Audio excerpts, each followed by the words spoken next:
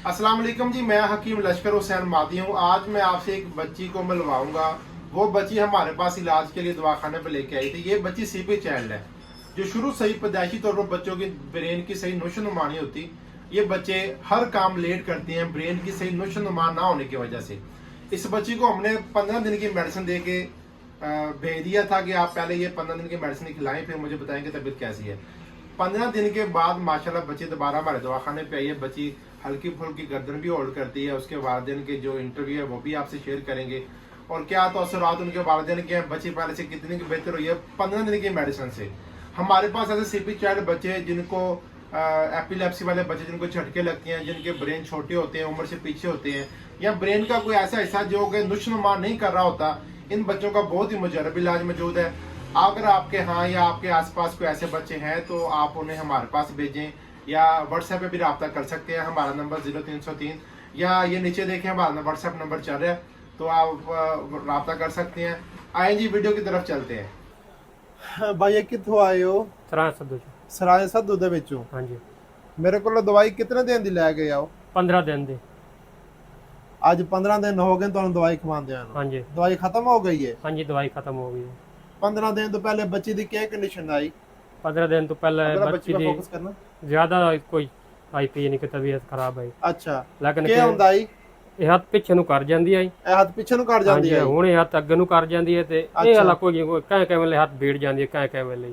ਅੱਛਾ ਇਹ ਹਾਲਾਤ ਬਿਲਕੁਲ ਠੀਕ ਹੈ ਅੱਛਾ। ਤੇ ਅੱਗੇ ਨਾਲੋਂ ਯਾਨੀ ਕਿ ਕਾਫੀ ਯਾਨੀ ਕਿ ਬਿਹਤਰ ਹੋ ਗਈ ਹੈ। ਅੱਗੇ ਆਪਣੇ ਮੂੰਹ ਨੂੰ ਹੱਥ ਸ਼ੱਤ ਲਾ ਲੈਂਦੀ ਆਈ, ਕੁਛ ਖਾਂਦੀ ਆਈ, ਕੁਛ ਫੱਦ ਕੇ ਲੈਂਦੀ ਆਈ ਮੂੰਹ ਦੇ ਨਹੀਂ ਵਿੱਚ? ਜੀ ਕੁਛ ਨਹੀਂ ਇਹ ਕਰਦੀ ਹੈ। ਹੁਣ ਹੁਣ ਕੀ ਕਰਦੀ ਹੈ? ਇਹ ਹੱਥ ਦੀ ਨਾ ਸ਼ਾਇਸ਼ ਹੋਏ ਇਹ ਅੱਛਾ। ਇਸ ਤਰ੍ਹਾਂ ਮੂੰਹ ਹੀ ਕਰਨ ਦੀ ਕੋਸ਼ਿਸ਼ ਕਰਦੀ ਹੈ। ਅੱਛਾ ਹਾਂਜੀ ਇਹ ਇਸ ਤਰ੍ਹਾਂ ਐ ਅੱਗੇ ਨਹੀਂ ਕਰਦੀ ਹੈ। ਇਹ ਜਨਾਬ ਭਾਈਆ ਦੇ ਪੈਣ ਕੇ ਜੀ ਅੱਗੇ ਸਾਡੀ ਬੱਚੀ ਨਾ ਐਵੇਂ ਕੁਛ ਆ ਫਦਾ ਵੀ ਤੇ ਫੱਦੀ ਕੋਈ ਨਾ ਆਈ ਤੇ ਆ ਮੂੰਹ ਦੇ ਕੋਈ ਨਹੀਂ ਲੈ ਜਾਂਦੀ ਆਈ। ਗਰਦਨ ਬਿਲਕੁਲ ਤੇ ਪਿੱਛੇ ਨਾ ਜਿਵੇਂ ਗਈ। ਬਾਲ ਨਿੱਕੇ ਹੁੰਦੇ ਨੇ ਕਿ ਕੋਈ ਸ਼ਈ ਫਦਾ ਉਹਦੇ ਮੂੰਹ ਵਿੱਚ ਜਾਂਦੀ ਕਰਿੰਦੇ ਨੇ, ਤੇ ਹੁਣ ਪੈਨਸਲ ਫਦਾਈਏ ਤੇ ਜਨਾਬ ਮੂੰਹ ਵਿੱਚ ਪਾਉਣ ਦੀ ਕੋਸ਼ਿਸ਼ ਕਰਿੰਦੀ ਪਈ ਹੈ।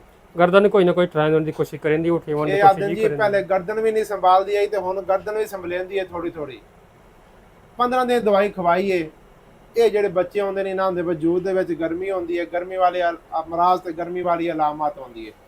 ਹੁਣ ਵੀ ਅਗਰ ਤੁਸੀਂ ਵੇਖੋ ਤੇ ਬੱਚੀ ਦੀਆਂ ਅੱਖਾਂ ਵੀ ਪੀਲੀਆਂ ਪੀਲੀਆਂ ਤੇ ਵਜੂਦ ਵੀ ਸਾਰਾ ਨਾ ਪੀਲਾ ਪੀਲਾ ਹੀ ਹੈ। ਕੰਟਰੋਲ ਬੰਦ ਕਰ ਦਿਓ ਨਾ ਜਰਾ। ਇਹ ਆਲਾ ਆਲਾ ਆਲਾ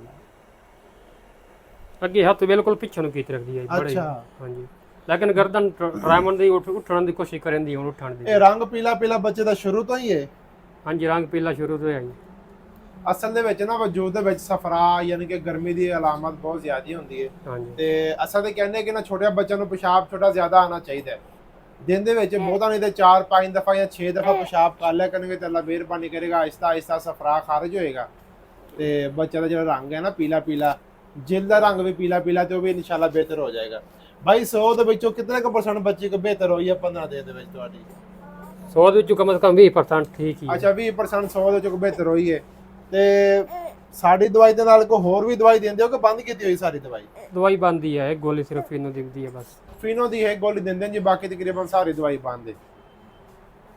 ਤੇ ਬਾਕੀ ਅੱਲਾਹ ਪਾਕ ਮਿਹਰਬਾਨੀ ਕਰੇ ਸੀ ਜੀ ਇਨਸ਼ਾਅੱਲਾ ਇਹਨਾਂ ਬੱਚਿਆਂ ਦਾ ਇਲਾਜ 4 ਤੋਂ 6 ਮਹੀਨੇ ਦਾ ਸਾਲ ਹੀ ਲੱਗ ਜਾਂਦਾ, ਮਗਰ ਇਹ ਕਿ ਆਹਿਸਤਾ ਆਹਿਸਤਾ ਇਹ ਬੱਚੇ ਬਿਹਤਰ ਹੁੰਦੇ ਨੇ। ਤੇ ਅੱਲਾਹ ਪਾਕ ਸੇ ਜੈਸੇ ਇਲਾਜ ਜਾਰੀ ਹੈ ਮਜ਼ੀਦ ਇਨਸ਼ਾਅੱਲਾ। ਇਹ ਆਸਨ 15 ਦਿਨ ਬਾਅਦ ਜਾਂ ਮਹੀਨੇ ਬਾਅਦ ਤੁਹਾਨੂੰ ਦੁਬਾਰਾ ਵੀਡੀਓ ਬਣਾ ਕੇ ਵਿਖਾ ਦੇ ਸੀ ਬੱਚੇ ਦੀ। ਉਮੀਦ ਹੈ ਕਿ ਮਹੀਨੇ ਬਾਅਦ ਬੱਚੇ ਇਨਸ਼ਾਅੱਲਾ ਗਰਦਨ ਸੰਭਾਲਣੀ ਸ਼ੁਰੂ ਕਰ ਦੇ ਸੀ। ਕਿਉਂ ਭਾਈ? ਤੇ ਅਲਹਮਦੁਲਿਲਾ ਅੱਲਾਹ ਕਰਕੇ। ਰੋਂਦੀ ਹੈ ਨਾ? ਹਾਂਜੀ ਹੈਲੋ ਇਹ ਲੋ।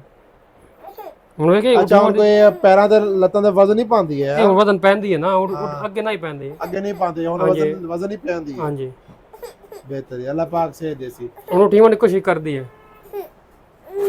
हाँ बाजी गन्ने का रस हो गया, दुध वाली लस्सी हो गई, शरबत बजूरी हो गया, ते दुध विच ग्लूकोज अजकल गर्मी है, पानी विच ग्लूकोज है, तुसीं ग्लूकोज पा के दित्ती करो बाल नूं ते इंशाल्लाह अल्लाह लस्सी देसी इंशाल्लाह आहिस्ता आहिस्ता। बच्चे दी उम्र कितनी है भाई?